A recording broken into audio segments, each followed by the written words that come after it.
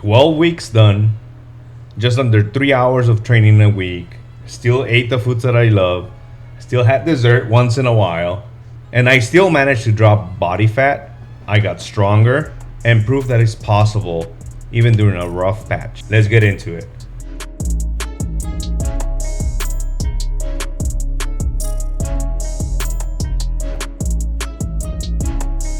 During this period, I was still working full time, family responsibilities, what have you, even running the business. And I still managed to get my 3 hours a week, which is really not a big ask, especially when you go in and you know exactly what you're doing. It makes life easier.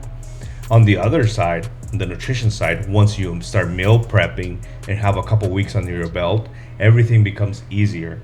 You actually just go through the motions and because of the meal prepping, it's probably the biggest thing that the biggest bang for your buck. That way you leave this decision made the day prior, couple days prior, and you just eat what you plan to eat. Don't rely on chance. Getting fit doesn't happen by accident. It takes planning and execution. Let's get into some of the stats during my 90 days. So I started at 196. Through my bulk, I got to 200, about 200. And the lowest I measured was 192 and a half. We round down, we can go 192, say we lost 8 pounds. But really the weight is not what's important here. The other biometrics is what actually I look for as a coach. How's your energy? How's your sleep? How are you recovering? How's your mood? All those factors actually make a big difference on how you're progressing in whatever program you're following.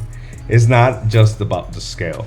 The scale can actually go up because you're building muscle. So there's other aspects that to be considered if your program is actually making a positive change in your physique. The other factor I forgot, I dropped about 3% body fat. This is using the navel body fat calculator. I input the waist and neck circumference, and this, I'll drop the link in the description somewhere. And I dropped about 3%. I lost about an inch on my waist. That is a big difference, especially with just being a guy. It's very noticeable. Your back looks a little bit bigger. You start developing that V taper that everybody's looking for, I guess, or something or another. That is one of the ideal things that you want to start looking for.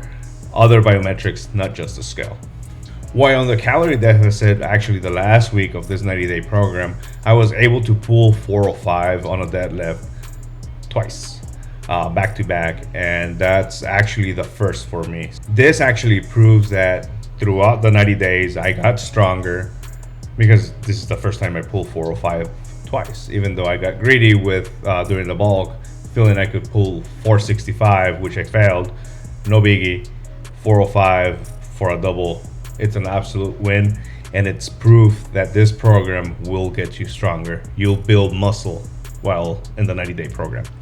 On the last phase of this deficit, all the workouts, actually, they're just 3 hours a week. It's not even that complicated. It's just a consistency and the big focus on the big compound movements: bench press, deadlift, military press, and squats. Even though I did not follow this program exactly as I laid it out, there was some instances, as I mentioned, I had some personal issues going here and there. I was able to still hit my targets within 80-90%, which is realistic, right? This is life.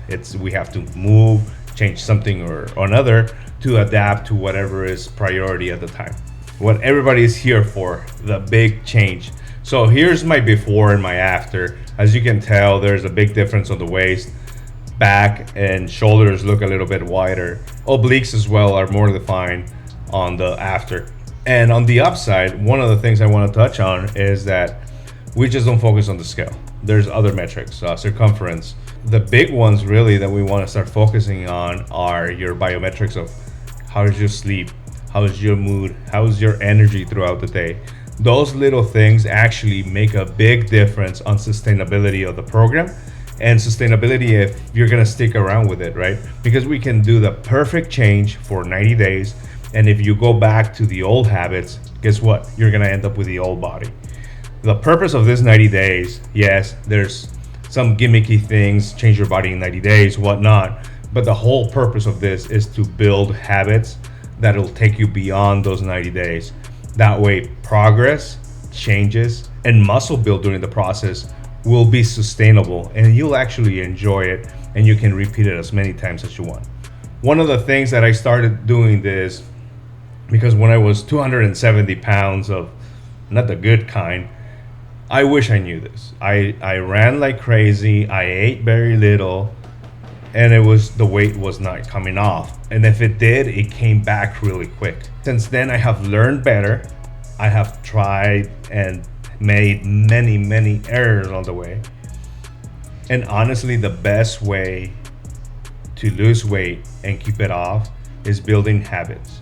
It is not, the majority of the time is not moving more and eating less. It's training smarter, eating for health.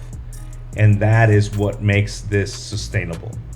It's not changing anything super unrealistic. It's just eating whole, nutritious food. If you stick to this, even if you don't take anything what I'm saying to heart, if you take anything from it, just eat whole foods, focus on compound lifts, stick with it, and you'll actually see results. There's a quote that actually that has been sticking with me for a very long time, and it makes sense. A bad program done consistently will always outperform a perfect program done inconsistently. If you take anything from this series, just stick with it. You will not regret feeling better. You will not regret losing 10, 5, 2 pounds, especially if you do it while enjoying the process.